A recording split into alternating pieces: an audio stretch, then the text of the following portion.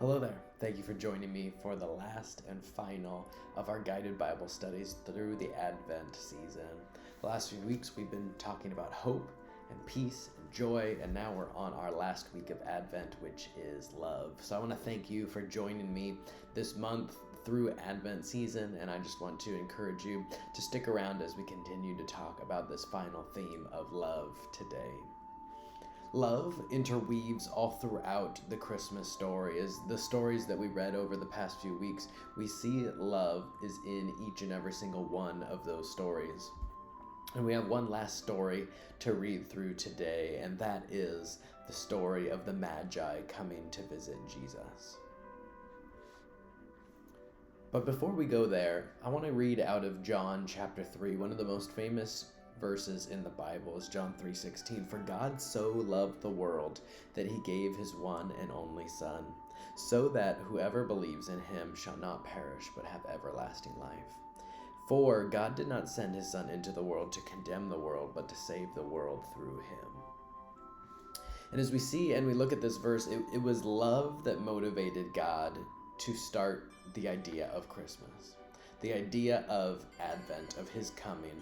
It was God's love that decided, you know what, the plan is going to be myself coming into human form in the form of a little baby to Mary and Joseph in the little town of Bethlehem. All of these things are operating out of love and the plan that the Father has. And so we've been talking about this love and how we've seen it speaks into Zachariah and Elizabeth's story of God loved them so much to choose them who felt like a little ashamed about not having a child to start, hey, John the Baptist is going to be born through you. And then we see love of greetings, Mary, you who are highly favored by God, you are going to have the Messiah child and you are going to bear a son. And then we see the love as Joseph in his anxiety and not knowing about what is going to come next. The angel comes and explains to him, like, hey, don't worry about it. What is happening in Mary is from the Lord, and you need to go along with it, and you need to lead the charge. And so all of these things that we see throughout the story, the shepherds and the angels and no room in the inn, all of these things are a part of God's plan to display his love. So we're going to be in Matthew chapter 2 today as we read about these men that come from the east in order to worship Jesus. So starting in verse 1. After Jesus was born in Bethlehem in Judea during the time of King Herod, Magi from the east came to Jerusalem and asked, "Where is the one who has been born King of the Jews? We saw his star when it rose, and we have come to worship him." When King Herod heard this, he was disturbed, and all of Jerusalem with him. When he had called together all the people's chief priests and the teachers of the law, he asked them, where was the Messiah to be born? In Bethlehem, in Judea, they replied, for this is what the prophet has written. But you, Bethlehem, in the land of Judah, are by no means least among the rulers of Judah, for out of you will come a ruler who will shepherd my people Israel. Then Herod called the Magi secretly and found out from them the exact time the star had appeared. He sent them to Bethlehem and said, "Go, search carefully for the child, and as soon as you find him, report back to me, so that I too may go and worship him." After they heard the king, they went on their way, and the star that they had seen when it rose went ahead of them until it stopped over the place where the child was. When they saw the star, they were overjoyed, and on coming to the house, they saw the child with his mother Mary, and they bowed down and worshipped him. Then they opened their treasures and presented him with gifts of gold, of frankincense, and myrrh. And having been warned in a dream not to go back to Herod, they returned to their country by another route. So these Magi, these men from the east, we don't get a whole lot of description about who they are. Some people theorize because they see the star in the sky and understand what that means, that they are astrologers looking at the movement of planetary objects and figuring out what does that mean for the future for us here on Earth.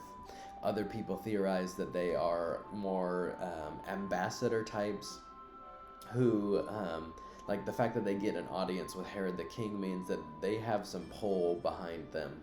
To be welcomed in the palace isn't something like the shepherds that we talked about last week. They can't just go and knock on the door and get led into the palace.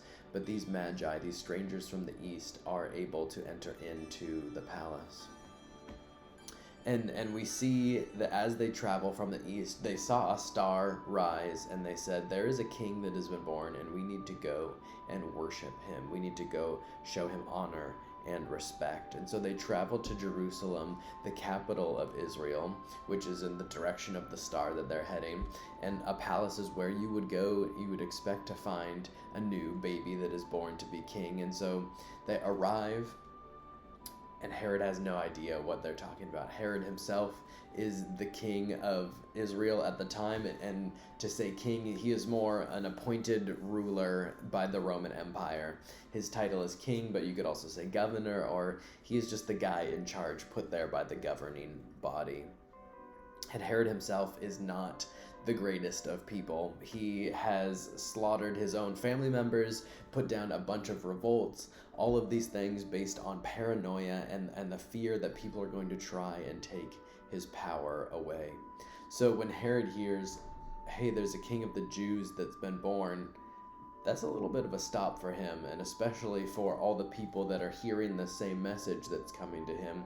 When it says that all Jerusalem with him is now scared, they're probably wondering, like, what is Herod going to do with this news that someone has been born that is supposed to be the king of the Jews? And so Herod summons his posse, the religious leaders, those that have the information that he needs about where the Messiah is to be born. And they're like, hey, in this little town of Bethlehem, that's where King David is from, and so is his ancestry line. That is where it's supposed to happen. So Herod comes up with a scheme, an idea. Hey, you go find this little baby that's supposed to be king, and when you found him, come back to me, and I will go and worship him. But as we know from Herod's MO of he's always paranoid and trying to remove anyone that comes against him, that's not going to be Herod's actual plan. So they go and they follow the star, and it's interesting to note, some people have theorized that the star is, as we're about to see now in 2020, the alignment of planets in space that then puts the light that they are reflecting from the sun close enough to each other to look like a mega star type of thing, of it's super bright and it's shining, it only happens centuries apart. And so some people theorize that this is the alignment of planets that is showing up. But then, as we see here in the text in verse 9, the star moves. Once they get to Jerusalem, then it sort of swings back around and is over Bethlehem, and somehow is directing them to a specific location, a specific house, which I read this and it has to be supernatural. It's not just like we followed the star in a general direction type of thing. It says that it directed them to a specific point, which isn't something that I can tell from a star being in the sky.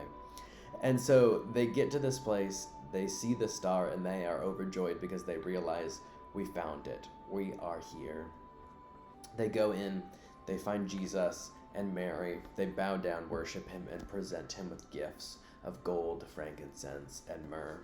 And it's interesting to note that as we've seen, Mary and Joseph are not well off. Like, they are on the lower income spectrum of the time. And these are gifts fit for a king. You would expect them to leave these gifts with Herod or someone of importance, and yet this little child and Mary, in the house that they are currently residing in, are given these gifts of well import. And gold, obviously everyone can use gold. That's some nice money to go along for them.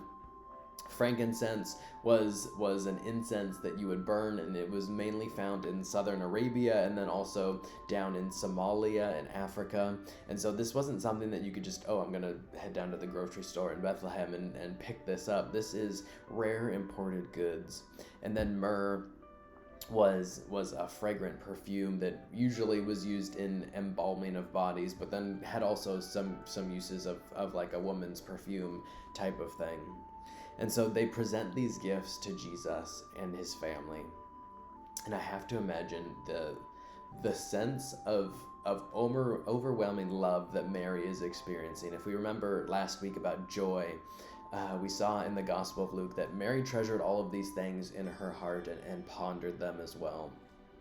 All the things that have happened in Mary and Joseph and Jesus' life up to this point have been fulfillments of the promises that God has given them. And so for Mary to see like, oh my goodness, we just got royalty level gifts that show just how much the Father is taking care of us, how much we are loved by God. To know like, hey, this is going to take care of us for a while, and we're actually going to see in a minute that most likely these extra resources are going to help in a journey that they are about to take. The Magi leave Jesus and Mary and are warned by an angel in a dream like, hey, don't go back to Herod because bad things are going to happen. Go back to where you came from another way. So we're going to continue on into verse 13. When they had gone, an angel of the Lord appeared to Joseph in a dream. Get up, he said. Take the child and his mother and escape to Egypt. Stay there until I tell you, for Herod is going to search for the child to kill him. So he got up, he took the child and his mother during the night and left for Egypt, where he stayed until the death of Herod. And so was fulfilled what the Lord had said through the prophet, out of Egypt I called my son. When Herod realized that he had been outwitted by the Magi, he was furious, and he gave orders to kill all the boys in Bethlehem and its vicinity who were 2 years old and under, in accordance with the time he had learned from the Magi. Then what was said through the prophet Jeremiah was fulfilled. A voice is heard in Ramah, weeping and great mourning, Rachel weeping for her children and refusing to be comforted because they are no more. So now we see this tragedy take place in Bethlehem and the surrounded area of, as the Magi leave, Joseph himself also gets a dream and another visitation by an angel and says, hey, you guys need to pack up and you need to get out of town, go down to Egypt where you will be safe. And so that's what Joseph does. He takes his family and they go down to Egypt and they stay there until the death of Herod, because meanwhile, Herod has figured out, hold up, these Magi that I sent, they haven't come back, and that's a problem for me. And so he's like, I do not know where this promised king baby is supposed to be, so you know what, we are just going to wipe the slate clean. Anyone under the age of 2 within the vicinity of Bethlehem, I want them slaughtered. Now, not to say that this makes the situation any better, because this is a truly tragic thing of children being killed by Herod, but Bethlehem was a small town, and the vicinity around it would have been small as well. So this isn't like mass slaughter of hundreds and hundreds of children. Like this is a small amount of kids that are dying, but still just as tragic. But as we talk about love, and as we try to look at love in this specific instance, like we see the love of the Father like protecting Jesus, of like, you know what, like this is the promised hero, and he needs to fulfill a prophecy about being called from Egypt, but then also that he needs to be kept safe. And Joseph continues to be that, like, Joseph could have been a stick in the mud about this whole situation. Joseph could have been like, I don't trust all these angel dreams. I don't trust like that any of this is going to happen. It's all about me and Mary. I don't really care about this child that is not mine. And yet, in obedience and love, he wants to protect his family. And so he takes them and they flee. And I have to imagine that the gifts that they receive from the Magi are going to help financially prepare them for this journey that they are going to have to take, because this isn't just a skip, hop, and a jump from Bethlehem to Egypt. Like, this is a long journey, and we don't even know how long they live there. So eventually Herod dies, and they're able to travel back to their hometown of Nazareth, where Jesus will then continue to grow up, and we'll see him later on as he starts his ministry years and years down the line. But as we talk about love, as we talk about Christmas and the love that we can experience, it's important to note that love takes effort. Like these Magi, if they wanted to, they could have sent a servant or could have like summoned like Mary and Joseph to like, hey, we heard that there's a king, so we just sent our presents to you by courier type of thing. But we see that the Magi understood who Jesus was and wanted to come themselves to show the honor and the glory and the respect that is deserved to Jesus. And so as we talk about love, it's important for us to ask, like, what does it look like for me to love well this Christmas season? What does it look like for me to put the effort in to love those around me, both those that are within my household, but then also those that are outside my household? And as I mentioned all the other weeks, even those that we don't like. How do I love the person on the other side of the Amazon chat as I'm frustrated about an order that I'm trying to make or get refunded? How do I love the person on the other side of the counter? How do I love the DoorDasher that's dropping off food? There's so many opportunities each and every day for us to love. And so it's important for us to ask that question: how am I going to love well this Christmas season? I want to thank you again for joining me for these last few weeks on these guided Bible studies. I hope that they have been as much of a blessing to you as they have for me. I hope that you have a Merry Christmas and a Happy New Year, and I'm excited for you to join us for all of the exciting things that we have in store for 2021. Alrighty, I hope you have a fantastic rest of your day or night, whatever time you're taking part in this, and I will see you later. Bye-bye.